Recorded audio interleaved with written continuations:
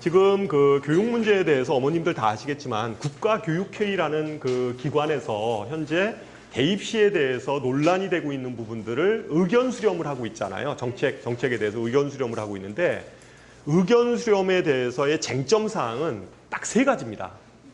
세 가지인데 그 세 가지 중에서 가장 중요한 핵심 사항은 뭐냐면 수능을 절대평가로 할 거냐 상대평가로 할 거냐 이 문제예요. 그 문제만 해결이 되면 그러니까 세 가지 중에서 그 문제만 해결이 되면 나머지 문제는 별로 중요한 문제가 아닙니다. 사실은. 그러니까 가장 핵심 사항은 수능을 절대평가로 할 거냐 상대평가로 갈 거냐 이것에 대한 얘기고요. 그 문제가 해결이 돼야지만이 뭐 정시를 늘릴 거냐 말 거냐 뭐 이런 문제가 얘기가 되는 거예요. 만약에 수능이 절대평가화 되면 정시는 절대로 늘지 않습니다. 그래서 다수시로 뽑을 수밖에 없어요. 그거는 대학에서. 아니면 뭐 또 어떤 다른 방법을 쓰겠죠. 뭐 면접을 좀 더 강화를 시킨다든가 하여튼 뭐 등등의 방법이 있을 거라고 생각을 합니다.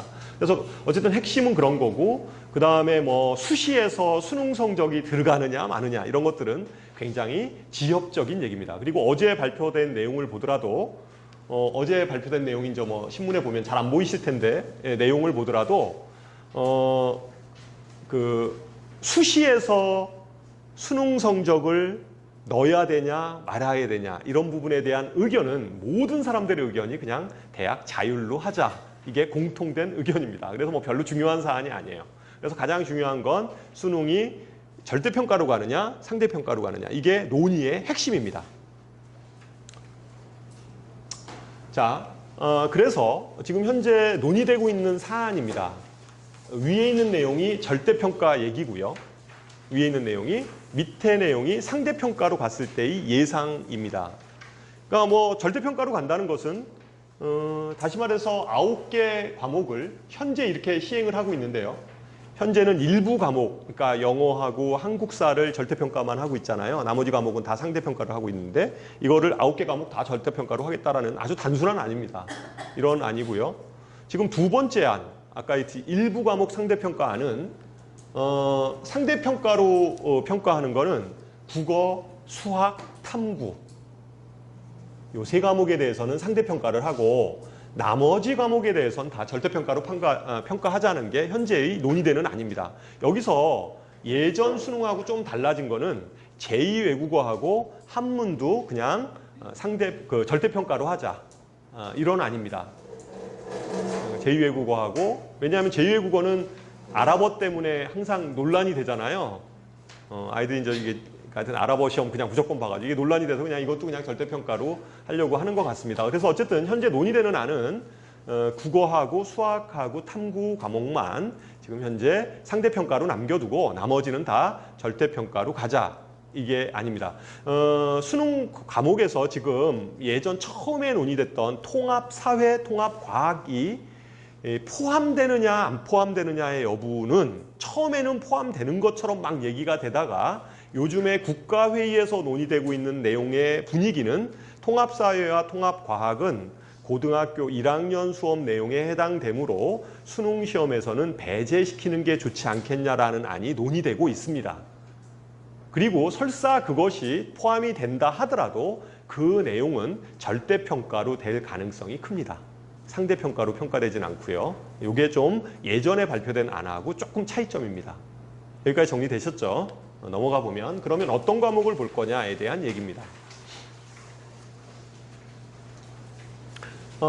보면 지금 뭐 1안, 2안, 3안 이렇게 3개가 있어요. 수능 과목에 대한 구조안은 1안, 2안, 3안 이게 교과부에서 국가교육회의에다가 이렇게 전달했던 내용입니다. 그래서 1안, 2안, 3안 이 3가지 안이 있는데 여기서 1안의 경우는 뭐 1안의 특징은 뭐냐면 이 통합사회와 통합과학을 집어넣고 통합사회와 통합과학을 집어넣고 그 다음에 탐구 중에는 자기 진로에 따라서 그냥 뭐 하나를 선택하는 그러니까 요거 하나 이렇게 선택하는 이런 안이 1안이에요. 1안이고 이건 이럴 수밖에 없는 게 통합사회하고 통합과학을 시험을 보게 되면 수능 시험 시간이 있잖아요. 그날 당일날 소화해야 될 수능 시간 때문에 탐구 과목 2과목을 보는데 현실적으로 불가능합니다. 그래서 아마 이렇게 그냥 현실적으로 이렇게 짠 것 같고, 그 다음에 여기 3안을 보면요. 요 3안은 현행하고 아주 비슷합니다. 똑같아요. 그냥 똑같이 탐구 중에서 그냥 2개 선택하는 이런 안입니다. 계열별로 뭐 이렇게 2개를 선택하는 이런 택이 뭐 이런 식의 선택이고요. 2안은 어떤 거냐면요. 2안은 제가 보기에는 선택 가능성은 거의 없습니다. 2안은. 왜냐하면 뭐 다른 건 다 똑같은데 여기 탐구 과목을 사회 과목 하나, 그 다음에 과학 과목 하나 이거를 선택하게 만들어 놨어요. 좀 약간 어울리지 않죠. 그러니까 문과 어쨌든 계열이라는 게 자기가 전공을 희망하는 이 진로에 대한 전공이 있잖아요. 그런데 무조건 뭐 문과과 하나, 이과과 하나 이렇게 선택한다는 것은 좀 현재의 교육 방향하고는 좀 맞지 않습니다. 그래서 2안은 별로 선택될 가능성은 없고요. 결정이 되면 1안이거나 3안으로 선택될 가능성이 큰데 현재의 논의로 보면 아까 얘기했듯이 통합과학, 통합사회가 지금 굳이 수능 시험에 그거를 포함시킬 이유가 있냐라는 의견이 좀 흘러나오는 걸로 봐서 그냥 현행처럼 3안으로 갈 가능성이 저는 크다라고 봅니다. 3안으로 뭐 특별하게 뭐 변할 건 별로 없을 것 같다. 뭐 이런 거고, 다만 차이가 있는 건 아까 얘기했듯이 이 과목들을 보는데 절대평가로 갈 거냐 상대평가로 갈 거냐 이것이 뭐 논란이 되는 것 같습니다.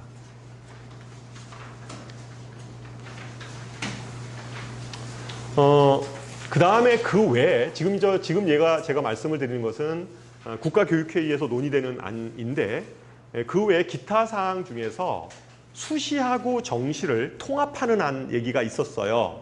이거는 취소됐습니다. 그냥 현행처럼 하는 게 맞다라고 그냥 취소돼 버려가지고 교육부로 그냥 이송돼 버렸고요.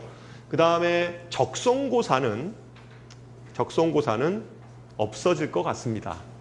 예측입니다. 이게 확정된 건 아닌데 확정은 뭐 8월 말에 하니까 적성고사는 없어질 것 같습니다. 2022년도부터는 없어요. 요 안도 일부 내에서는 어떤 얘기가 나오고 있냐면 원래 적성고사를 보는 아이들이 내신이 어느 정도 되는 아이들이에요.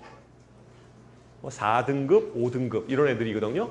내신이. 그 다음에 수능 성적도 그다지 높게 안 나오는 이런 아이들인데 이런 아이들한테도 뭔가 꿈과 희망을 줘야 되지 않겠냐. 적성고사라는 시험을 통해서 뭐 이런 얘기도 있기는 해요. 있기는 하는데 그래서 적성고사를 뭐 계속 뭐 이렇게 존속시켜야 되는 거 아니냐 뭐 이런 얘기가 있기는 하는데 제가 보기에는 대입이 문재인 대통령 취지가 저거잖아요. 좀 단순화시키자 이런 취지잖아요. 이게 좀 너무 많아요. 뭐 적성고사 이런 거 있으면 너무 많은 것 같아서 제가 보기에는 뭐 없어질 것 같다라는 느낌입니다. 뭐 확실한 건 아닌데 그리고 교과부에서 보고서 이렇게 올라온 것들을 보면 적성고사는 좀 폐지 방향으로 가는 것 같습니다. 그 다음에 논술 수시나 이럴 때 면접 심층 면접 보는 거 있잖아요. 면접 구술고사. 면접 구술고사 문제는 뭐 이것도 뭐 폐지시켜야 되는 거 아니냐 뭐 이런 식의 문제 제기도 있기는 한데 교과부 생각은 면접이나 구술이 현재 진행되어지는 게 그래도 고등학교 교과 내에서 설사 뭐 이렇게 심층 면접을 한다 하더라도 교과 내에서 이루어지는 면접이기 때문에 특별하게 문제될 거는 없다라고 판단을 하는 걸로 봐서 구술 면접은 그대로 수시나 이런 쪽에서 계속 진행이 될 것 같다라고 생각을 합니다.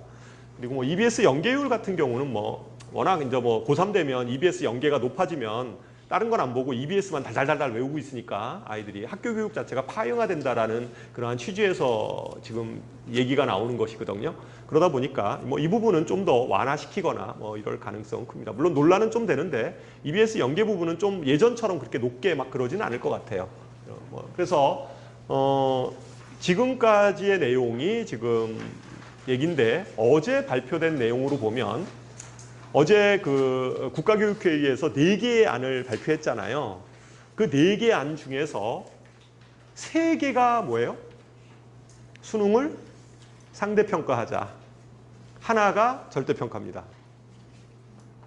그러니까 4개 중에서 3개가 수능을 상대평가하자는 얘기고요. 하나의 안이 절대평가, 2안이 그래요. 2안이 절대평가 아니거든요.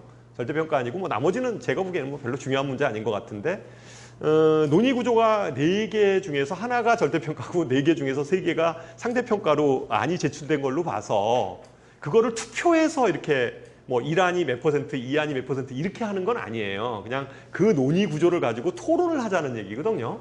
토론을 해서 의견을 수렴하겠다라는 얘기이기 때문에 실제로 현재의 상황으로 보면 수능은 상대평가로 갈 가능성이 대단히 높습니다. 상대평가로 갈 가능성이 대단히 높다. 그리고 뭐 정시가 좀 뭐 늘어나느냐 마느냐 이런 문제는 이제 수능이 상대평가로 되면 그런 것들은 비율 조정 문제 이런 것들은 현실적으로 조금 있겠죠. 그러면 입시 구조를 보면 앞으로 입시 방향은 현재하고 크게 달라지지 않는다. 이게 예측 방향입니다. 현재하고 그다지 달라지지 않는다. 그러니까 어떻게 보면 굉장히 욕을 먹을 수도 있어요. 그거 결정하려고 1년을 또 호비했냐 뭐 이런 식의 저기를 들을 수는 있는데 제가 알고 있는 제가 뭐 정치적 식견이 높은 건 아닌데 제가 알고 있는 현재의 그 문재인 정부의 기본적인 어떤 정책 행보나 이런 부분들을 보면 굉장히 조심스럽거나 아주 치밀해요. 그래서 무모하게 이렇게 막 이상한 그 어떤 이념이나 이런 것들을 가지고 밀어붙이는 이런 식의 그 정책 방향은 크게 쓰지 않을 거라고 생각합니다. 더군다나 이 교육 정책 자체는 워낙 학부모님들 사이에 민감한 사안이에요. 민감한 사안이고 어떻게 보면 현재 그 문재인 정부가 추진하고 있는 정책 중에서 가장 점수가 낮은 게 교육이잖아요. 교육. 그래서 무리하게 이걸 가지고 괜히 이렇게 점수 깎아먹는 짓을 하지는 않을 것 같다는 생각이 들고 전체적으로 보면 그냥 현재 진행되어지는 흐름으로 봤을 때 그냥 상대평가 일부 과목 아까 같이 상대평가안 그러니까 현행과 아주 좀 유사한 이런 형태로 수능은 진행이 될 거라고 예측해 볼 수가 있습니다. 조금 더 진행을 해보면 그러한 전제하에서 조금 더 진행을 해보면 지금 우리 중학교 3학년 아이들 그러니까 현재 고등학교 1학년부터 이 지금 교육과정에 따릅니다. 현재 고등학교 1학년부터 이 교육과정에 따르는데 이 교육과정을 보면 공통 과목이 있고요. 선택 과목이 이렇게 나눠집니다. 이건 워낙 어머님들이 아마 많이 보던 표일 거예요. 공통 과목은 여기 공통 과목 써 있는 과목들 있잖아요. 1학년 때 배우는 내용입니다. 공통 과목은 1학년 때 다 배우는 내용입니다. 1학년 때는 모든 학생들이 그냥 저 과목을 그냥 배웁니다. 뭐 특별하게 뭐 다른 과목을 배우거나 그런 거 없어요. 이거 쭉 이렇게 배우게 되고요. 요 공통 과목은 특징이 수능에는 안 들어갑니다. 수능 과목에 직접적으로 출제되지는 않습니다. 요 과목에서는 출제되지 않고요. 그 다음에 선택 과목은 2학년, 3학년 때부터 이제 선택 과목을 공부하게 됩니다. 2학년, 3학년 때부터. 요 얘기도 그러면 학교 시간표가 어떻게 편성되어지는가는 제가 뒤에서 다시 말씀을 좀 드리도록 하겠습니다. 어쨌든 2학년, 3학년 때 선택 과목을 공부하게 되는데 일반 선택 과목하고 진로 선택 과목으로 나눠집니다. 일반 선택과 진로 선택이 이렇게 나눠지는데 수능 시험은 다 일반 선택에서만 출제를 합니다. 그러니까 일반 선택이 다 수능 출제 과목이에요. 일반 선택 내에서만 출제를 합니다. 일반 선택 내에서만 수능 출제를 해요. 그러니까 학교의 입장에서 보면요. 수능 출제 과목 있죠. 수능 출제 과목은 앞으로 시간표를 짤 때 이렇게 짜겠죠. 학교에서는 뭐 중학교 3학년들도 그렇고 현재 고등학교 1학년도 마찬가지예요. 시간표를 짤 때 수능 출제 과목 있죠. 그거는 다 선택 과목으로 하지 않아요. 다 뭐예요? 그냥 그거는 그 필수 과목으로 놓습니다. 모든 학생들이 들어야 되는. 왜? 수능 시험을 봐야 되니까. 그죠? 그래서 아까 수능에 들어가는 과목들 있죠. 국어, 뭐 수학, 뭐 이런 것들에서 수학에서 그러니까 여기 기하라든가 이런 것들은 필수 과목으로 넣지 않아요. 그죠? 왜냐하면 수능 과목은 다 여기서 출제가 되니까. 수학 같은 경우에 예를 보면 여기 이렇게 같은 수능 수능에서 출제되는 과목들은 다 필수 과목으로 만들어 놓고 나머지 과목들을 학생들이 자유롭게 선택할 수 있도록 이렇게 시간표가 짜지게 됩니다. 무슨 얘기인지 아시겠죠? 예? 그렇게 짜지게 됩니다. 그래서 어쨌든 일반 선택에서 이제 수능이 출제가 되는 거고 진로 선택은 수능에서 출제되지 않는다. 이렇게 이거는 어쨌든 뭐 이거 학생부 내신으로만 평가하는 이러한 과목이다 이렇게 볼 수 있어요. 그래서 학교 교육 과정을 한번 여기 그 다른 학교에 있는 거를 제가 뭐 좀 잘 흐려서 잘 안 보이실 텐데 뭐 이런 얘기는 안 읽으셔도 돼요. 뭐 중요하지 않고 제가 이거 보여주려고 했던 건 여기 보면 학교에서 지정 과목 이렇게 써 있죠. 위에 있는 거 학교 지정 과목이 이렇게 쭉 여기 써 있고요. 2학년부터 1학년 때는 다 똑같으니까 그죠? 1학년 때 과목은 그냥 공통 과목 똑같이 배우니까 2학년 때부터 1학기, 2학기 때 학교 지정 과목이 있어요. 학교 지정 과목은 대부분이 다 그 수능에 들어가는 과목들이 주로 이제 이쪽에 들어가 있거나 아니면 최소한의 뭐 체육이라든가 이런 그 좀 어떤 저기 뭐야 학생들의 성장이나 발달을 위해서 필수적으로 해야 되는 이러한 그 전인교육적인 어떤 과목들이 이제 지정 과목으로 배치가 되고 나머지는 이제 학생 선택 과목으로 이렇게 배치가 됩니다. 그래서 고등학교 들어가면 이 선택 과목에 대해서 미리 조사를 합니다. 1학년 후반쯤에 너는 앞으로 장래에 어떤 학과를 지망하기를 원하는지에 따라서 선택 과목들을 이렇게 표에 따라서 이렇게 지정을 해서 이 중에서는 뭐 2개를 골라 여기서는 하나를 골라 뭐 이런 식의 표를 아예 이렇게 학생들한테 미리 조사를 해서 이렇게 미리 이제 그러면 선생님들 이 배치 문제라든가 시간표 문제라든가 이런 것들을 학교에서 조율을 하겠죠. 그죠? 이렇게 조율을 할 거라고 생각을 합니다. 뭐 대체적으로 이제 그렇게 진행이 된다는 거예요. 고등학교 올라가면. 그 중에서 수학 과목에 대해서 조금 더 말씀을 드리도록 하겠습니다. 수학은 개정교과에서 고등학교 1학년 때 이렇게 배워요. 6개 단원입니다.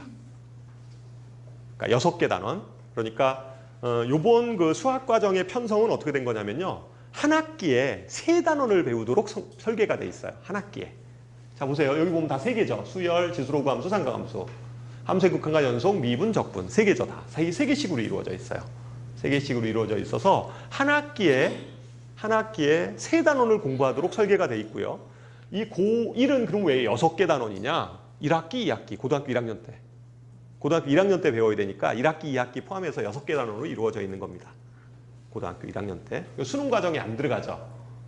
고등학교 1학년 거는 수능 과정 안 들어간다고 그랬잖아요. 그죠? 안 들어가고 고등학교 2학년 때부터 배우는 수원, 수투, 미적분, 확률 통계. 기하는 안 들어갑니다. 기하는 또 안 들어가요. 그래서 여기까지 수원, 수투, 미적분, 확률 통계. 요 4과정이 요게 이제 수능으로 들어가는데요. 이게 이제 수능 과목이죠. 수원, 수투, 미적분, 확률 통계 이렇게 여기 4가지가 수능인데 문과 있죠. 문과 쪽으로 진로를 그러니까 수학 나형 하는 공부하는 학생 그 학생들은 수능 과목이 수리 나형 그러니까 문과 계열의 학생은 이렇게 볼 거예요. 수원, 수투, 그다음에 확률 통계 이렇게 3개 봅니다. 수원, 수투, 확률 통계. 현재 고등학교 1학년 아이들이 그렇게 보고요. 2학년 지금 현재 중3 아이들도 아마 그거 바뀌지 않을 거예요. 그러니까 문과 계열하고 이과 계열하고 같이 보지 않습니다. 수능 시험. 뭐 거의 그거는 거의 확실해요. 그래서 수원, 수투, 확률 통계 요게 그 문과 계열 아이들이 택하는 수능 시험이고요. 이과 아이들은 어떻게 보냐면요. 수원, 이과 아이들은 수원, 그 다음에 미적분, 그 다음에 확률 통계 요거 3개를 공부합니다. 수능 시험은 보통 이 3개 과목 정도, 3개 과목 정도가 이렇게 들어가서 10문제, 10문제, 10문제 이렇게 출제가 됩니다. 10문제, 10문제, 10문제 이렇게 출제를 해요. 그래서 이렇게 돼서 그래서 어쨌든 간에 고등학교 2학년 올라가면 요 과목들 수원, 수투, 미적분, 확률 통계 요게 이 과목들이 학교 지정 과목이 되는 겁니다. 수능에서 나오니까. 그죠? 그리고 기하는 학교마다 배우는 학교도 있고 아예 뺀 학교들도 있어요. 심지어 기하를 아예 뺀 학교들도 있습니다. 왜? 수능 시험에 안 들어가니까. 그죠? 다른 거 집어넣는 학교들도 있어요. 그러니까 학교 편성에 따라서 좀 다릅니다. 그것도 뒤에서 제가 수지지역 거를 보여드리도록 하겠습니다. 수지지역 거를 제가 보여드릴 텐데 어쨌든 이렇게 개정 과목을 합니다. 문제는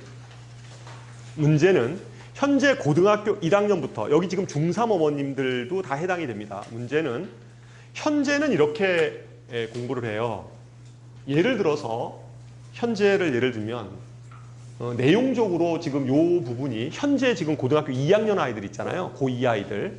고2 아이들은 요 단원에 들어가 있는 그 교과목이 미적분 원이라고 불러요. 현재는 이게 교과과정 전이기 때문에 바뀌기 전이니까 지금 현재 아이들은 미적분 원이라는 과목으로 요 내용을 공부하고 있습니다. 현재 2학년 1학기 때 문과건 이과건 간에 지금 문이과가 나눠져 있잖아요. 고등학교 2학년은 문과건 이과건 요 미적분 원을 공부하고 있어요. 요 단원이 들어가 있는 데가 이제 교과목 이름이 미적분 원이에요. 그러면 문과가 있고 이과가 있잖아요. 그러면 미적분 원을 공부를 할 때 문과 학생들하고 이과 학생들이 똑같이 미적분 원을 공부하는데 성적을 낼 때 그러니까 뭐 1등급, 2등급 성적을 낼 거 아니에요. 낼 때 같은 과목을 공부하니까 문과, 이과 합쳐서 등수를 낼까요? 아니면 따로따로 낼까요? 따로따로 내죠. 현재는 따로따로 내죠. 그런데 앞으로 여러분들 중3 어머님, 중3, 지금 현재 고1부터 마찬가지예요. 이 과목 배우잖아요. 문과 가고 이과 가는 애들이 막 섞여 있을 거 아니에요. 같이 내요? 아니면 따로따로 내요? 같이 내요. 같이 내요. 공통 과목은 다 같이 냅니다.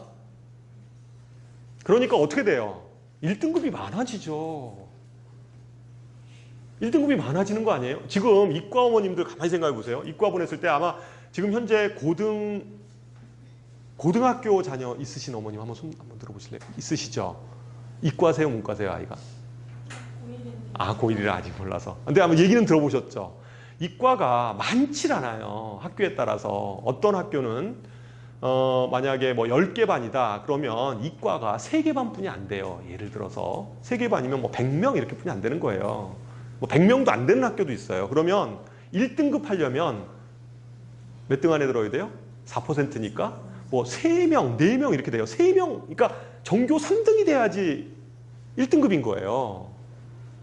아이들이, 그러니까 뭐 4% 뭐 이 정도 되니까. 그러니까 100명도 안 되는 인원 가지고 뭐 전교 3명 안에 들어야 되고. 그러니까 아이들이 실제적으로 내신을 산출하다 보면 의외로 1등급짜리들이 많지 않아요. 뭐 1등급 후반이거나 막 이렇게 되죠. 아이들이. 왜냐하면 특히 이과 같은 경우는 내신 따기가 너무 힘들어요. 아이들이.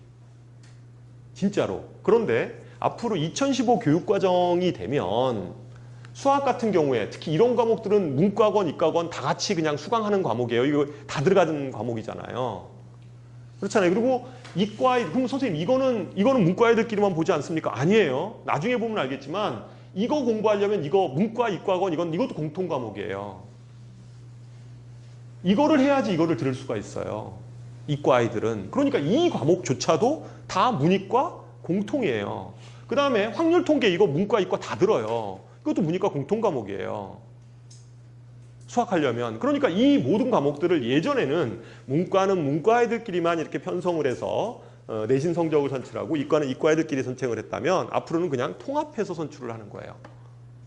그렇게 되면 이제 어떤 현상이 벌어지냐면 일단 내신 따기는 좀 더 용이해져요. 내신 따기가 좀 인원수가 많으면 아무래도 용이해지지 않나요? 예전에는 3명이어야 되는데 이과에서 예를 들어서 그러면 문이과가 합해지면 어떻게 돼요? 300명이다 그러면 12명이잖아요. 훨씬 좋아지죠. 내신 따기가 훨씬 유리해진다. 그거는 비단 꼭 일반 고등학교에만 해당되진 않아요. 모든 학교에서. 뭐 그게 자사고건 어디건 간에 어쨌든 전체적인 인원수가 이렇게 풀이 넓어져서 어쨌든 1등급 따기는 좀 유리해졌다. 2등급 따기도 좀 유리해지고 뭐 이런 건 분명히 좀 있어요. 그런데 한편으로 수학 성적이 좀 안 좋은 문과 성향의 아이들 있잖아요. 이런 아이들은 오히려 수학의 부담감이 더 커진 거예요. 수학의 부담감이 커진 거죠. 그러니까 수학의 부담감이 훨씬 커진 거고요. 그죠? 이렇게 수능 시험은 나눠서 봐요. 수능 시험은 나눠서 봅니다. 수능 시험은 이게 평가하는 게 다르니까 교과목도 다르고 나눠서 봐요. 근데 내신 얘기하는 거예요. 제가 얘기하는 건 내신. 내신은 기본적으로 이게 같이 평가를 한다라는 사실을 좀 기억을 해 두셔야 돼요. 물론 뭐 상대적으로 또 뭐 문과 아이들이 좀 강점인, 문과 성향의 아이들이 강점인 뭐 영어라든가 국어 같은 경우도 예전에는 좀 나눠서 했다면 같이 합해지는 뭐 이런 것들은 있을 수 있죠. 근데 분명한 건 제가 이렇게 그냥 봤을 때 내신 성적의 입장에서 보면 일반고 기준으로 이과 애들이 좀 더 유리해진 것 같아요. 이과 애들이 워낙 인원수가 적어가지고 내신 성적 자체가 내신 따기가 쉽지 않았는데 그런 부분들은 좀 이렇게 좀 수월해진 거 아니냐 뭐 이런 식의 판단이고, 어쩌면 그런 것들로 봐서 점차적으로 좀 더 이렇게 그 자연계 선호 쪽 있잖아요. 이과 선호 현상은 좀 더 심화되지 않을까 뭐 이런 판단을 합니다. 어차피 예전에는 좀 수학이 좀 어렵고 이래서 좀 피해서 이렇게 문과로 가거나 이랬는데 지금은 그럴 수가 없어요. 정면 돌파를 해야 됩니다. 어쨌든 간에 문과 성향의 아이들도 정면 돌파를 해야 된다 이런 겁니다. 그래서 뭐 간단하게 다시 한번 요거를 좀 정리를 해보면, 개통도로 정리를 해보면 이렇게 됩니다. 1학년 때 수학이라는 과목을 공부하고요. 2학년 때 공부하는 게 이런 것들을 공부를 하는 거예요. 이렇게 여기까지 이렇게 공부를 하게 되는데, 여기서 이 흐름도에서의 중요한 점은 이 미적분이라는 거 있잖아요. 요 놈은 반드시 얘를 듣고 나서 이렇게, 여기는 지금 실선으로 돼 있죠. 나머지는 다 점선으로 돼 있는데 이 표시가 뭐냐면, 요 점선으로 들으라는 얘기는 요거를 들어야지 얘를 들을 수 있다는 거예요. 얘를 들을 수 있다. 수학에서 이렇게 편성이 되어 있어요. 그리고 1학년 과정만 끝나면요. 1학년 과정만 끝나면 이 모든 거 있죠. 미적분 빼고요. 나머지 하나, 둘, 셋, 넷, 다섯, 여섯, 7개의 과목 있잖아요. 이거는 순서에 상관없이 다 들을 수 있어요. 요번 교과 과정이 그렇게 편성된 거예요. 요 미적분을 뺀 나머지 요 7개 과목은 고등학교 1학년 과정만 끝나면 계통에 관계없이 다 들을 수 있다. 단, 여기 경제수학이라는 놈이 있는데요. 이 경제수학이라는 놈은 수원을 듣고 난 다음에 듣는 게 좋아요. 그냥 들어도 되긴 하는데 수원을 듣고 난 다음에 듣는 게 좋습니다. 왜냐하면 경제수학은 틀림없이 그래프 뭐 이런 것들이 많이 나올 거예요. 그러니까 아무래도 지수로그 함수라든가 삼각함수라든가 뭐 이런 것들을 좀 공부하고 나서 들으면 훨씬 더 좋겠죠. 그래서 그렇게 권고하고 있습니다. 그런데 각 학교의 그 커리큘럼들을 보면 뭐 이런 것들이 다 이렇게 개설되어 있지 않아요. 그러니까 수능에 필요한 과목만 딱 좀 개설되어 있고요. 그냥 고3 때 그냥 이렇게 뭐라고 그러죠? 이렇게 그냥 구색 갖추는 식으로 해서 이렇게 그냥 이렇게 해놓은 거예요. 그러니까 제가 보기에는 고3 때 과연 저 수업을 제대로 할까? 뭐 이런 생각은 좀 들어요. 그러니까 문의만 저렇게 해놓고선 수능 공부시키는 뭐 이런 식으로 진행할 가능성이 높지 않을까. 뭐 현재도 그렇게 하니까요. 그죠? 그렇게 아마 진행이 될 거라고 생각합니다. 아까 얘기했듯이 크게 입시 변화가 있지 않다라는 거예요. 제 얘기의 주장은. 그리고 여기에 뭐 그냥 간단하게 얘기하면 실용수학 이런 거 있죠? 뭐 거창한 거 아닙니다. 주로 실업계 지원하려고 하는 아이들이 그냥 이렇게 가볍게 들을 수 있는 과목이에요. 특별한 거 아니고, 경제수학 보통 좀 약간 경상 계열 쪽으로 좀 진행하는 아이들이 한 번쯤 고등학교 때 좀 들어놓으면 그냥 좋은 이런 거고요. 수학 과제 탐구 요거는 뭐냐면, 수학 과제 탐구는 이것도 무슨 뭐 학원 다닐 필요 없어요. 수학 과제 탐구는 그 논문 쓰는 거예요. 수학 논문. 그러니까 수업 시간에 수학 어떤 주제를 가지고 수학 논문, 소논문 같은 것들을 지도하는 이러한 프로그램입니다. 그러니까 학기 중에 요새 발표내는 것 중에 소논문이 학교 교과내에서 하는 게 아니면 인정하지 않겠다 이런 거 아마 기사 보신 적 있죠? 소논문 이런 거 밖에 나가서 이렇게 써오고 이런 거 다 인정하지 않겠다. 그런 거 다 쓰지도 마라 이런 거죠. 그러면 어떤 거 해야 돼? 이런 거 이제 이용을 해서, 이게 소논문 프로그램이거든요. 그러니까 이제 학교 교과 시간에 들어가 있는 이러한 소논문 주제를 가지고 하겠죠. 기하라는 것은 이제 우리가 일기 알고 있는 현재 고3 아이들이 시험 보는 기하와 벡터 그 내용입니다. 이 부분이 지금 진로 선택 과목으로 빠지면서 어쨌든 수능 과목에서는 제외가 된 거죠. 제외가 된 거고. 프로그램은 그렇습니다. 그러면 이러한 프로그램이 각 학교에 어떻게 반영이 되는지에 대해서 한번 살펴보도록 하겠습니다. 지금 요 자료는요, 저희가 이건 뭐 제가 하나 팁을 좀 알려 드릴게요. 어머님들 그 고등학교에 대한 어떤 자료를 보고 싶으면 어디를 들어가야 돼요? 학교 홈페이지. 학교 홈페이지보다 더 좋은 곳이 있어요. 알림이 들어가야 돼요. 알림이. 학교 알림이 이런 사이트가 있어요. 그냥 한글로 치시면 돼요. 네이버에다가 학교 알림이 치면 이렇게 떠요. 학교 알림이 그 프로그램에 들어가면 거기에 보면 어머님들이 검색하고 싶은 학교명을 치면 검색이 뜨는데 거기 상세조에 들어가 보면 그 학교에 대한 학교 운영 일정에 대한 것들을 다 올려놓게 돼 있어요. 거기에 보면 뭐 이런 2학년 때는 어떤 교과목을 가리키고 뭐 거기는 뭐 성적 분포는 어떻고 이런 것 아주 굉장히 많아요. 그 학교에 대한 모든 자료들이 거기 다 들어가 있습니다. 그거는 일반 고등학교뿐만 아니라 어머님들이 어떠한 무슨 외고라든가 아니면 영재고 같은 데도 들어가 보면 영재고 이름 치면 다 나와요. 과학고등학교 프로그램이 궁금하시면 거기 들어가 보면 다 볼 수 있습니다. 그러니까 저희가 이 자료 정리한 거는 그에 들어가서 일일이 학교별로 다 해가지고 그 학교 2학년들이 어떻게 커리큘럼이 짜졌는지에 대해서 다시 한번 정리를 한 거예요. 다시 정리를 한 건데 일단 인문계를 보면요. 지금 일단 수지에 있는 고등학교만 한정해서 일단 그 표를 만들어 봤습니다. 보통 문과 아이들은요. 여기 보면 좀 보이세요? 문과 아이들은 2학년 1학기 때 수1을 공부하고요. 2학년 2학기 때 수2를 공부해요. 한 과목 공부를 하고 거기에 확률 통계나 이렇게 좀 집어넣는 학교가 있고요. 아니면 그냥 아주 그냥 수1, 수2 이렇게 가볍게 하는 학교가 있어요. 그죠? 여기들은 그냥 수1, 수2 이거만 하는 거죠. 그죠? 가볍죠. 아이들이 좀 수학에 대한 부담감이 인문계 이거는 문과로 뽑지는 않는데 인문계열을 지원하려고 하는 아이들은 이렇게 좀 하는 게 좋지 않겠냐라고 이제 예시를 해놓은 거예요. 학교에서 너 뭐 인문계열을 지원을 할 거면 이렇게. 그래서 보통 보면 이런 식으로 좀 편성이 되어 있어요.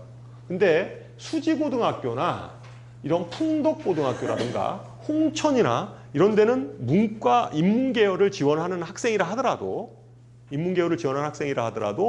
한 학기에 좀 많이 시키죠. 그죠? 같이 시켜요. 뭐 수원, 확률 통계 이런 식으로 거의 뭐 이과 스타일로 시키는 시간표예요. 그죠? 이과 스타일로 시키는 시간표의 형태로 진행을 해요. 그러니까 이런 것들도 좀 이렇게 미리 보시면 이런 자료는 뭐 매년 바뀔 수는 있는데 그것에 대한 것들은 이제 그 해당 홈페이지 저기 학교 알림이에 들어가 보면 다 이렇게 나와 있습니다. 그리고 뭐 3학년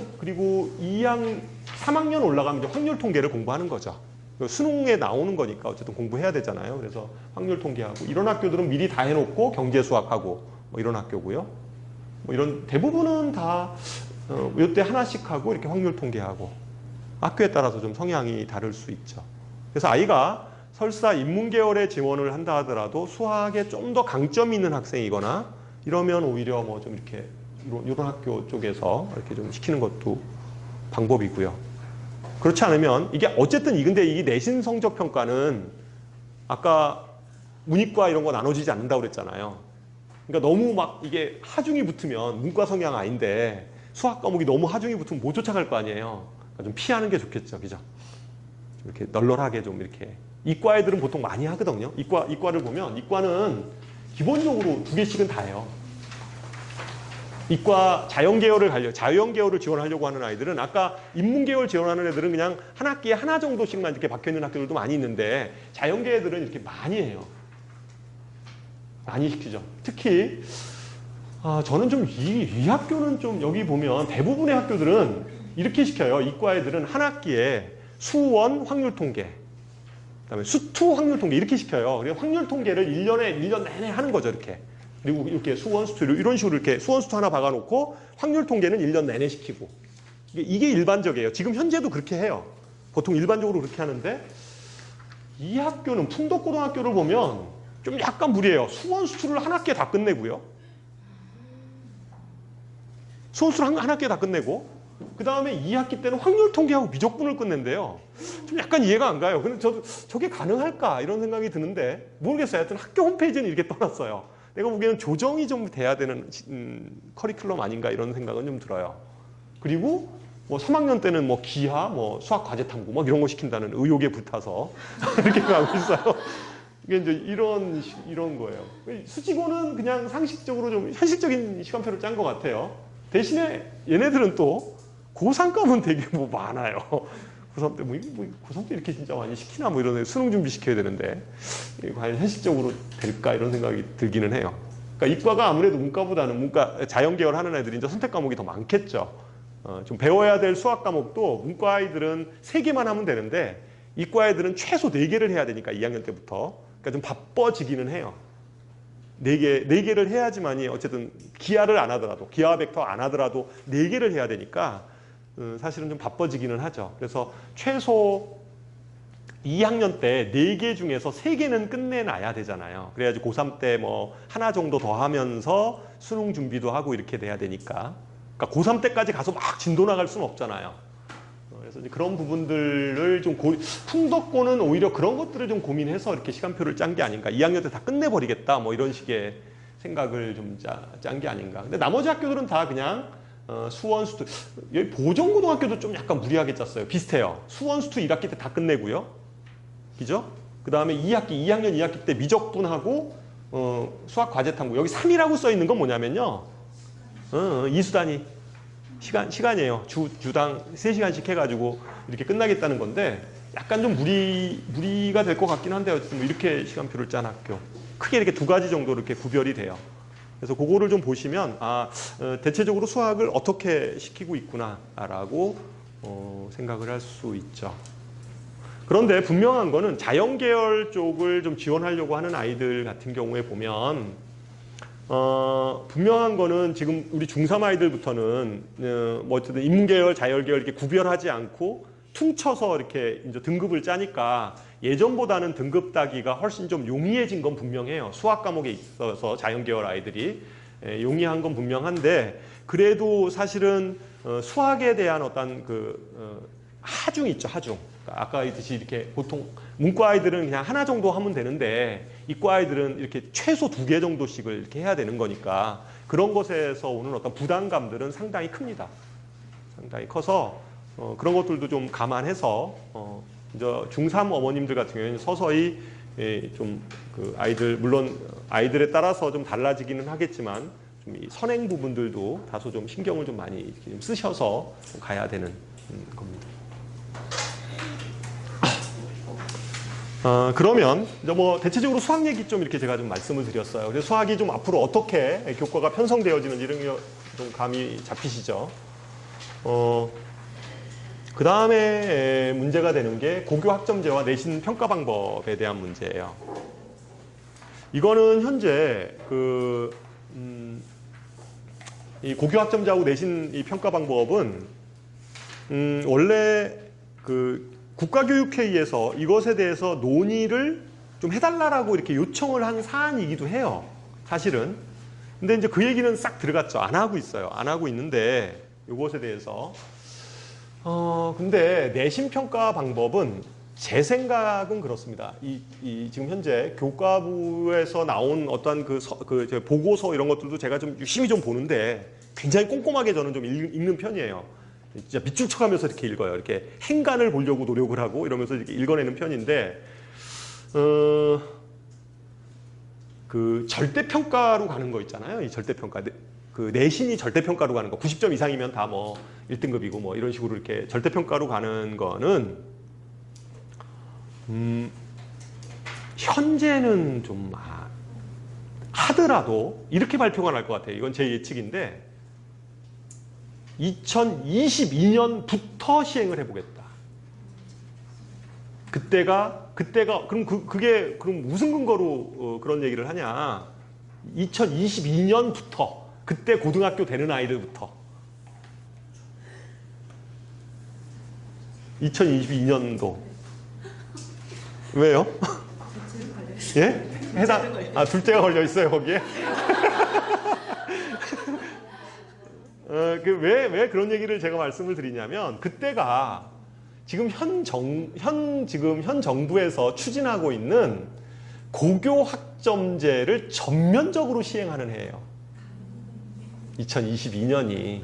그러니까 지금은 이게 아직까지 그냥 이게 고교 학점제, 현재는 이렇게 아이들이 선택 수강을 하긴 하는데 자유 수강제에 가까워요. 고교 학점제라기보다는, 그러니까 고교 학점제가 완성되는 게 아니라 그냥 자유 수강제, 아이들이 그냥 자유롭게 자기가 이렇게 수강하는, 그러니까 학교에서 지정 과목하고 나머지 과목들은 아이들이 자유 수강하는 이러한 제도에 가깝거든요. 그런데 이게 본격적으로 지금부터 쭉 준비를 해서 2022년도부터 이걸 본격적으로 시행을 하겠다는 거예요. 고교 학점제를 현재. 그러니까 그때가 원년이기 때문에 그때 해당되는 아이들부터 아마 절대평가를 하겠다라고 발표를 하지 않을까 이렇게 생각이 들어요. 근데 그때도 또 가서 그게 시행이 될지는 모르겠어요. 그건 잘 모르겠는데 이제 어떻게 또 그건 누구도 장담하지 못하는데 현재 우리 아이들 있죠. 여기 모이신 어머님들한테는 해당 사항이 없어요. 이것도 해당 사항 없습니다. 저는 그렇게 생각을 해요. 거의 맞을 거예요. 그래서 어쨌든 이 내신 성적의 평가도 절대평가로는 안 간다. 상대평가 현행처럼 갈 수밖에 없다. 왜냐하면 그 근거 중에 하나가 내신이 절대평가가 되잖아요. 무조건 자사고 가야 돼요. 떨어지건 말건 자사고 가야죠. 특목고 가야 됩니다. 그렇잖아요. 내신에서 당연히 여기 가야죠. 절대평가 무슨 뭐 이사 가는 게 문제예요. 가야죠. 가야죠. 훨씬 유리한데 그 문제 때문에 못하는 거예요. 그 문제 때문에 못합니다. 그래서 어쨌든 학점제 문제도 이건 당장 할 수 없어요. 근데 워낙 이게 무슨 뭐 학점제에서 고교 학점제에서 현재 지금 현재 뭐 교육감들이나 교육정책을 하는 분들이 워낙 이 절대평가에 대해서 내신에 대한 절대평가, 수능 절대평가 이 얘기를 너무 많이 이렇게 막 이게 하여튼 이렇게 얘기를 해가지고 그죠? 이 사람들이 뭔가 명분이 있어야 되잖아요. 그러니까 당장 뭐 싹 없앨 수는 없고 그러니까 제가 보기에는 미래 청사진으로 남겨두지 않을까 이렇게 생각을 해요. 미래 청사진으로 남겨두고 현행은 좀 실행하기 불가능하다라고 판단이 되어집니다. 이것도 정리됐죠? 자, 그래서 다시 한번 정리해 보면 최종 마무리 정리입니다. 다시 한번 정리를 해보면 수능은 제 예상이에요. 수능은 일부 과목 절대평가로 간다고 가정하고 내신이 상대평가로 유지가 된다면 그냥 결과적으로는 현재와 비슷한 상황이에요. 달라질 게 별로 없습니다. 현재 그렇잖아요. 현재는 이렇게 돼요. 만약에 내신이 절대평가가 되면 당연히 외고나 자사고가 훨씬 유리해집니다. 무엇이 어떻든 간에. 이런 정책으로 가지는 않습니다. 절대로 안 가요. 왜냐하면 현재 교육감이 요번에 선거했잖아요. 선거 결과 보면서 이게 보수 교육감 가면 뭔가 바뀔 수도 있을 것 같은데 뭐 이런 생각도 했는데 뭐 역시나 그렇지 않았거든요. 그렇지 않은 걸로 봐서 왜냐하면 그냥 이렇게 중간이 많아요. 실제 선거로 보면. 그래서 어쨌든 현재는 이런 식으로 현재와 비슷한 상황으로 가는 거예요. 흐름 자체가 현재와 비슷한 상황으로 가기 때문에 기본적으로 뭐 달라질 건 별로 없다. 달라질 건 별로 없고 그죠?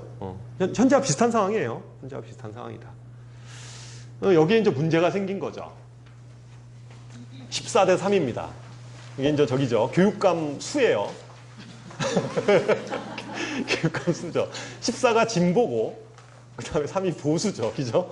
14대 3이에요. 어쨌든 탄력을 받아서 자사고는 오늘 아침 뉴스인가요? 제가 보니까 부산의 부산 외국어 고등학교인가?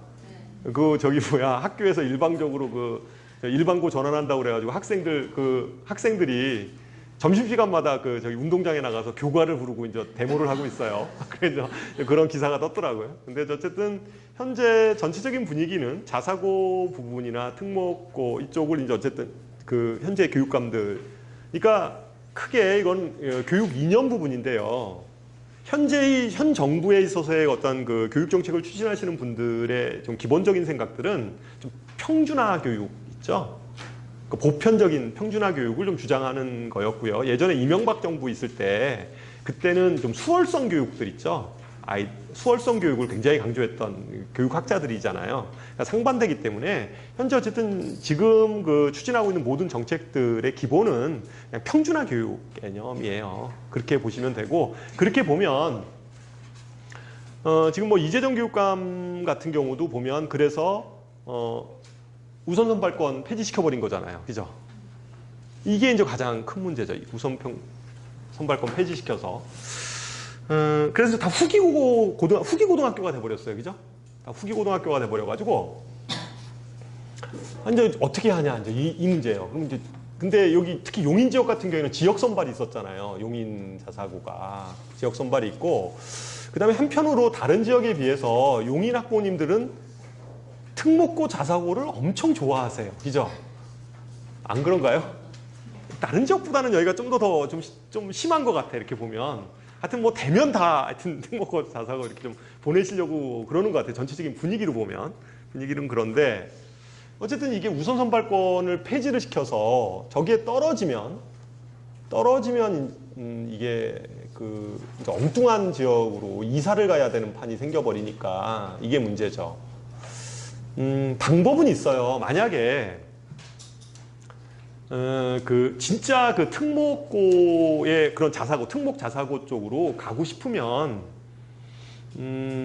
특히 자사고 쪽으로 가고 싶으면 용인을 빼고 다른 데를 가세요. 아니 뭐냐면 이런 데 있잖아요. 뭐 한일고 이런 데 있잖아요. 어머님들 아시겠지만 한일고 이런 데 가는요, 대신에 미리 거기 학교를 좀 방문하세요. 방문하면요, 안 될 애들 같으면 원서 돌려줘요. 이렇게 가시라고. 그 후기고 지원하면 됩니다. 근데 용인은 그거 못할 것 같아요. 내가 보기에는. 보는 눈이 있어서. 그 다음에 무슨 뭐 요새 보면 공립 무슨 그 기숙형 학교들 있잖아요. 주변에. 이런 데도 다 원서 미리 주면 이렇게 다 안 될 애들은 다 돌려줘요. 그래서 후기고 지원하라고 하거든요. 실제 전화하면 전화 상담을 그렇게 해요. 저도 전화해봤거든요. 전화해봤어요. 그러면 전화 상담을 그렇게 해요. 그래서 그런 학교들은 좀 약간 이렇게 너무 이렇게 뭐 시선 자체가 그러지 않아서 예전부터 그렇게 해왔어요. 근데 용인외고는 그렇게 하기는 어려울 것 같아요. 모르겠어요. 그러니까 그 경기도 교육청이나 이런 데서 눈 감아주면 몰라도 뭐 니네 그렇게 해. 그러면 미리 원서 넣어주고 그리고서 미리 뭐 한 일찍 넣어주면 원서 서류 봐서 안 될 애들은 다 버려버리고 다시 그냥 안 받은 것처럼, 접수를 안 한 것처럼 해가지고 그냥 일반고로 지원하는 이런 식의 방식을 써주면 좋은데, 예? 예? 접수비 그게 문제가 아니잖아요. 지금 접수비. 그건 모르겠어요. 접수비 문제까지는 제가 또 생각을 안 해봤네요. 근데 하여튼 그런 한일 이런 데 하여튼 미리 그런 데는 이제 미리 뭐 방문을 해서 안 될 애들 같은 경우는 이렇게 하고 뭐 될 애들은 뭐 이렇게 지원하라고 얘기를 하고 뭐 힌트를 주면 하면 되잖아요. 그죠? 근데 이제 용인은 워낙 이게 전국형 자사고고 이게 이제 시선이 집중된 학교라 그거 하기가 쉽지 않을 것 같아요. 그거가 쉽지 않을 것 같습니다. 뭐 방법은 그 방법 하나예요. 방법 하나가 있는데 방법 하나 있고, 그 다음에 또 뭐 꼭 굳이 외고를 보내셔야 되겠다라고 생각하면, 근데 전체적인 분위기는 분당은 어떠냐면 학교에서 담임 선생님들이 쓰지 마라 이런 분위기예요. 분당은 여기 뭐 수지는 어떤지 모르겠어요. 수지도 그럴 것 같은데 쓰지 마라 이런 분위기 아닌가요? 학교 혹시 상담 해보신 적 없어요? 분당은 그래요. 그래서 오히려 그냥 과고 같은 데는 그냥 넣어보라고 하고요. 거기는 상관없으니까. 근데 자사고 쪽은 쓰지 말라는 분위기예요. 학교 선생님들 이렇게 상담하다 보면 떨어지면 어떻게 하려고 이렇게 얘기를 하거든요. 그래서 기본적으로 그럼에도 불구하고 어쨌든 우리 아이는 꼭 자사고를 보내야 된다라고 판단이 들면 좀 피해서 이제 그런 정도의 학교 있잖아요. 학교 분위기 때문에 보내시는 거니까 그런 쪽으로 이렇게 생각을 하시면 또 길이 좀 있어요. 예, 좀 이렇게 이사 안 가고도 할 수 있는 방법이 있으니까 그런 걸 한번 좀 검토해 보시면 좋을 것 같고, 그 다음에 외고는 어차피 올해부터는 저거잖아요. 영어도 다 절대평가로 3학년 절대평가니까 엄청나게 동점자들이 많이 나올 것 같은데, 한편으로 외고도 아마 지원율은 확 떨어지지 않을까요? 지원율은 많이 떨어질 것 같아요. 외고도 지원율은 많이 떨어질 것 같고, 근데 이제 떨어지면 이제 어떻게 할 거냐, 이제 이 문제 때문에 사실은 좀 그것 때문에 고민이죠, 뭐. 근데 지원율은 어쩌면 비달이 날 수도 있죠. 어쩌면 비달이 날 수도 있어요. 근데 만약에 올해이면 어차피 뭐 영어 다 되고 나머지 그거 안 된 거는 뭐 국어, 사회 이걸로 애들 다시 또 평가해서 한다고 그러잖아요. 그래서 뭐 학생부 좀 잘 돼 있고 이러면 꼭 아이가 외고를 꼭 가야 되겠다 이렇게 생각을 하면 집어넣는 것도 뭐 그렇게 하는 방법도 있어요. 근데 어쨌거나 이제 그것은 약간의 위험 부담을 좀 가져야 되는 거죠. 안 됐을 때의 가능성을 좀 위험 부담을 가져야 되는데, 다른 쪽으로 한번 좀 보면요. 이제 그냥 일반고 얘기를 좀 해볼게요. 그러면 일반고 얘기를 해보면, 이게 이게 올해 입시가 평준화되면서 첫 번째 입시 결과잖아요. 올해 입시 결과가 첫 번째 입시 결과예요. 수지고가 서울대가 12명 보냈죠. 그 다음에 여기까지가 좀 많이 있고요. 이게 선호학교인 것 같아요. 수지고, 풍덕고, 홍천고, 보정고, 그죠? 이 학교들이 이제 선호학교죠. 이 정도면 많이 보낸 거예요. 일반 고등학교에서 12명 보냈으면 7명, 뭐 많이 보낸 숫자죠. 물론 재수생이 포함이 돼 있을 수도 있는데, 수지고에서 수시 4명 보냈으면 많이 보낸 거예요. 작은 숫자 아닙니다. 수시잖아요. 이거 다 재학생들이거든요. 거의 대학생이라고 봐야 되는 게 맞으니까. 그 다음에 여기 정시에서 이게 다 8명이 다 재수생이라고 볼 수는 없잖아요. 저도 뭐 이렇게 제가 직접적으로 이 데이터에 대한 숨겨진 의미는 모르겠는데, 분명히 여기에 정시에도 재학생이 몇 명 있을 거예요. 그럼 뭐 아주 작은 숫자는 아니에요.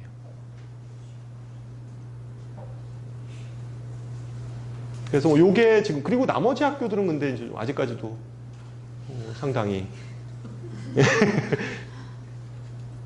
좀 그렇죠. 그러니까 요 네 학교, 그게 제가 보기에는 조금 이 수지 지역이 좀 이렇게 자리 잡는 과정으로 생각이 들어요. 일반고 같은 경우는 서서히 분당 그냥 예를 들면 분당도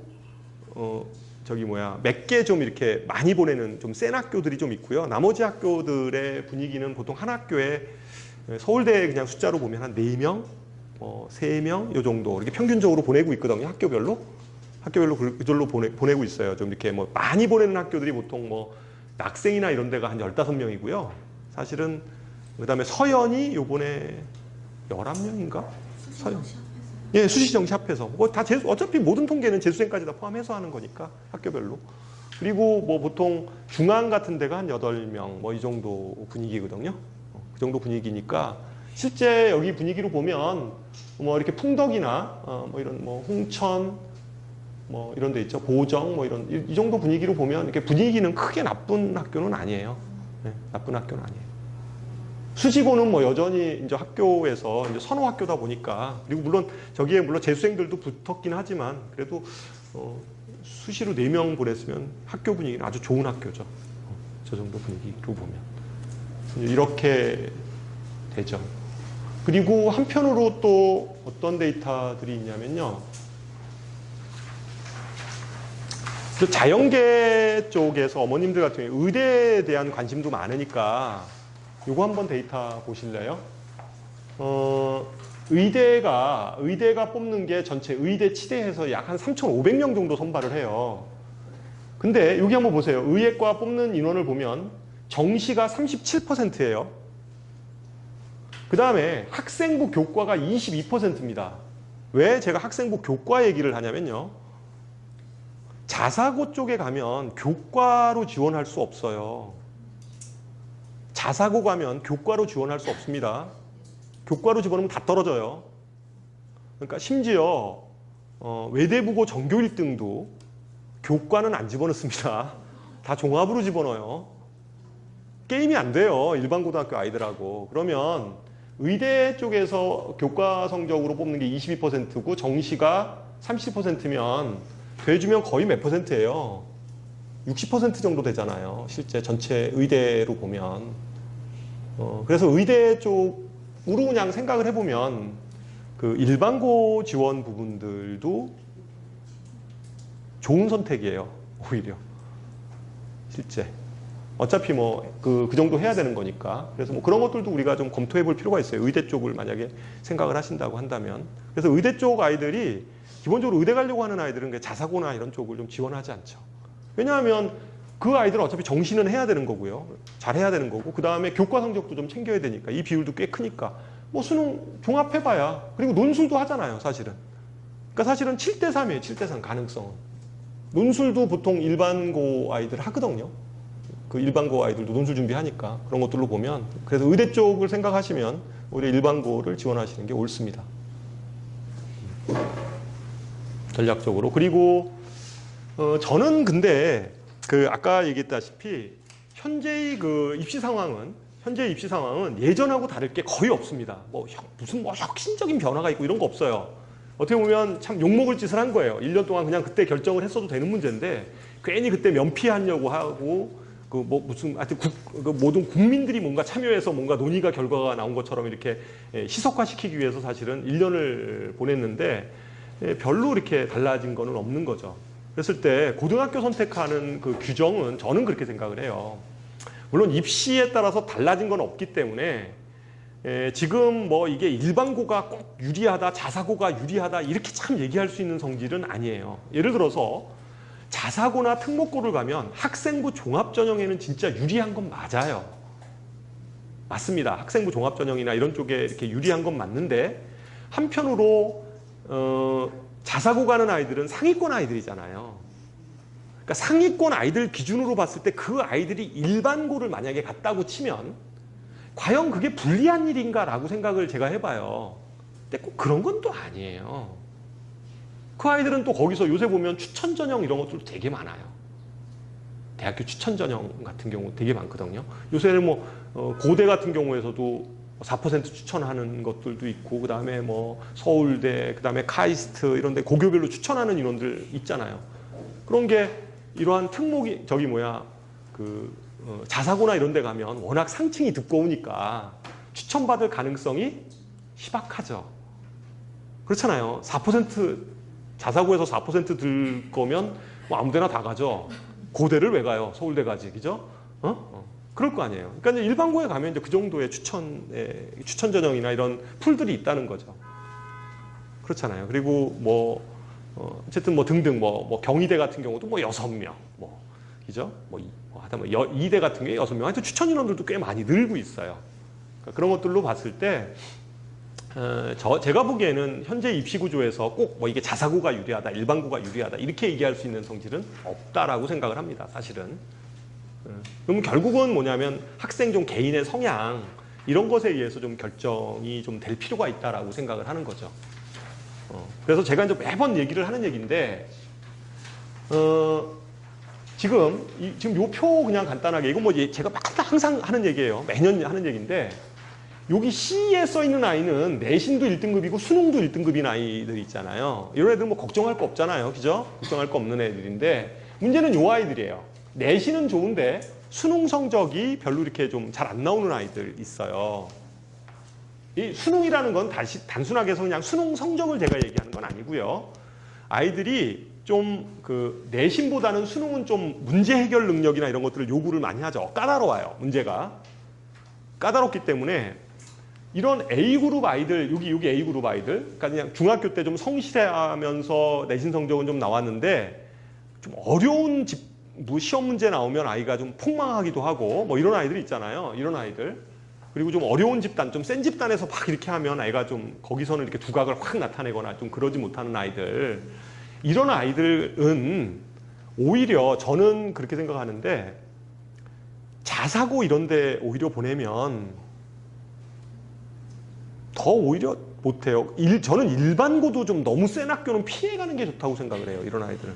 일반고조차도.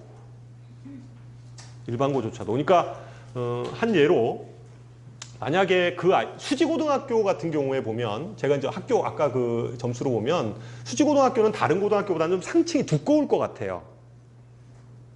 상층이 두꺼워요. 더군다나 그 아이들이 만약에 이과 쪽으로 지금 얘네들은 뭐 별로 상관이 없겠지만 이과 쪽으로 이렇게 옮기다 보면 이과 아이들은 더 이 상층이 굉장히 두꺼워요. 그러면 학교에서는 그 상층 아이들을 구별하기 위해서 시험 문제를 어렵게 낼 수밖에 없어요. 학교에서 어렵게 내고 싶어서 내는 게 아니라 그 선생님이 약간 그 사이코패스라 그렇게 내는 게 아니라 실제적으로 그 아이들을 변별하기 위해서 어렵게 내는 수밖에 없어요. 왜냐하면 쉽게 내면 다 100점이거든요. 그 아이들. 100점이 막 한 30명, 40명씩 나오는 거예요. 그렇게 나오니까 학교에서는 어쩔 수 없이 그 아이들을 변별하기 위해서 어렵게 내는 거죠. 그런데 문제는 뭐냐면 그냥 성실한 정도의 아이들은 그런 시험지를 보잖아요. 그럼 제 시간에 못 풀어요. 찍고 나온다고 애들이. 그러니까 애들이 이제 막 이게 이 벽을 느끼는 거예요. 벽. 그런 시험지를 이렇게 받아들이면 벽을 느끼는 거죠. 해도 이렇게 중학교 때는 이렇게 좀 해보면 점수도 나오고 이렇게 좀 이렇게 성적이 오르는 맛이 있었는데 고등학교 올라가니까 할 것도 많고 이게 뭐 시험지는 되게 어렵고 뭐 한 앞에서부터 한 5문제 딱 풀고 나니까 6번부터 안 풀리는 거예요. 막 뭐 이런 거죠. 그러다 보니까 막 뒤에 서술형 이런 거 막 다 뭐 어떻게 그 쓸 시간도 없이 그냥 시험지 내고 나오는 뭐 이런 현상이 벌어지는 거죠. 그러니까 이런 아이들 그러니까 못 버티는 거야 아이들이. 중학교 때는 좀 공부 좀 하네 이렇게 생각을 했는데 실제 고등학교 가서는 이제 못 버티는 거예요 아이들이. 성적이. 그러니까 한 2학년 1학기 정도 딱 되면 벌써 아 나의 길은 이제 뭐 학생부 이런 쪽은 이제 다 끝나는 거고 오로지 정시와 문술로 가야 되겠다 이런 생각을 이제 아이들이 해요. 근데 그것도 현재 입시 방향하고는 별로 안 맞아요. 사실은 아까 얘기했듯이 지금은 학생부 교과나 학생부 종합이나 이런 것들이 예전보다 굉장히 많이 늘어난 상태거든요. 많이 늘어난 상태여서 사실은 그 뭐 너무 정시 위주로만 가는 거 이것도 굉장히 위험한 요소고요. 그렇다고 너무 또 수시 위주로만 생각하는 것도 굉장히 위험한 요소죠. 그렇기 때문에 그런 것들을 양면을 좀 다 보려고 하면 실제적으로 이러한 그룹 아이들 있죠. 성실하지만 좀 이렇게 능력이나 이런 것들이 조금 이렇게 좀 떨어지는 학생들 같은 경우는 오히려 학교도 좀 피해서 가는 게 오히려 더 나을 수도 있어요. 일반고조차도 그렇습니다. 일반고조차도 그렇고요. 마찬가지로 B그룹 아이들 있죠. 그냥 뭐 내신도 그만 이런 아이들도 마찬가지예요. 이런 아이들을 학교 분위기 본다고 해서 막 이렇게 센 학교 같은 데다가 집어넣어 놓으면요. 그냥 뭐 넘사벽이죠. 넘사벽. 이게 도대체 하여튼 시험을 봐도, 그러니까 뭐 이런 거예요. 좀 노력한 만큼 뭐가 이렇게 좀 성과가 보여야 되는데, 주요 과목 자체가 안 나오니까 답이 없는 거죠, 답이. 그죠? 점점 답이 없고. 그리고 이런 아이들 같은 경우에 보면, 물론, 하여튼 제가 보기에는 이런 아이들도 이렇게 너무 막 이렇게 그런 학교보다는 조금 피해 가시는 게 좋아요. 어차피 확률적으로 보면 이 아이들은 적당한 내신에 적당한 수능을 가지고 어떻게 좀 최고의 대학을 선택할 것인가에 대한 문제일 수 있거든요. 내신도 좀 적당하게 유지하고, 그러니까 적당하게 유지한다는 것은 어떤 개념이냐면 그래도 한 내신을 한 3등급 정도까지는 그래도 한번 이렇게 유지를 해보려고 하고, 3등급 정도 있잖아요. 3등급 정도, 2등급 후반, 3등급 초반, 뭐 한 정도 유지하고, 그 다음에 수능 과목들도 뭐 다 잘하는 건 아니고, 그래도 한 뭐 자기가 잘하는 몇 개는 좀 이렇게 해서 최저 기준 맞추고, 뭐 이래가지고 어떻게 좀 뭐 수시건 정시건 좀 노려보는 전략을 써야 되는 아이들이에요, 사실은. 그러니까 그런 아이들이니까, 기본적으로는 이런 아이들 보고 너 수능으로 가야지 너는 막 이런 식으로 얘기하면 좀 답이 없습니다. 수능 성적이 나오면 좋은데 무조건 열심히 한다고 되는 게 아니잖아요. 그러니까 그런 전략들을 생각을 해야 돼요. 근데 이제 문제는 요 아이들이에요. 요 아이들은 저는 이제 요 아이들인데, 요 아이들은 좀 중학교 때 좀 이렇게 보시면 아실 거예요. 이렇게 애가 머리는 진짜로 좀 있는 것 같은데 게으른 아이들 있잖아요. 게으른 아이들. 요 아이들이에요. 그러니까 머리는 좋은데 진짜 머리는 좋아요. 그러니까 얘가 좀 마음 먹어서 근데 문제는 모든 어머님들이 자기 아이들이 다 그렇다라고 생각하는 게 문제예요. 근데 어쨌거나 요 아이들 같은 경우에는 오히려 좀 분위기를 타는 아이들이거든요. 그렇잖아요. 분위기를 좀 타는 아이들이니까, 그리고 좀 능력이 좀 되는데 애가 열심히 안 하는 아이들이니까, 오히려 이런 아이들이, 자기 아이들은 오히려 우리 아이가 오히려 좀 분위기가 좀 딱 이렇게 팍 잡히면 좀 잘하는 그런 쪽이라고 한다면, 내신을 조금 뭐 이렇게 꼭 뭐 내신만으로 대학을 가는 건 아니니까 그렇잖아요. 내신 꼭 1등급이어야지 대학 가고 이런 거 아니잖아요. 그러니까 내신을 조금 뭐 손해를 보더라도 좀 분위기 좋은 학교에 가서 좀 이렇게 그 뭐 수능 성적이나 아니면 뭐 이런 쪽으로 좀 방향을 잡아서 오히려 좀 학교 분위기에 좋은 이런 쪽에서 좀 시키는 것을 선택할 수도 있어요. 그래서 어쨌든 전체적으로 보면 제가 이제 최종 결론을 좀 말씀을 드리면 입시는 크게 변화한 게 없다. 변하지 않을 거다. 당분간은 변하지 않을 테니까 그냥 좀 아이 특성을 좀 보면서 고등학교를 선택하시면 좋으리라고 생각을 합니다. 어쨌든 제 얘기는 이걸로 끝내고요. 그리고 오늘 그 담당 선생님들이 좀 나와 계세요. 나와 계시니까 혹시 저희 학원에 뭐 여름방학 프로그램에 관심이 있거나 아니면 저희 재원생 같은 경우에 담임 선생님들하고 상담할 내용이 있으면 남으셔서 상담을 하시면 되고 제가 뭐 질문은 그냥 개인적으로 받을게요. 좀 남아서 이걸로 마치도록 하겠습니다.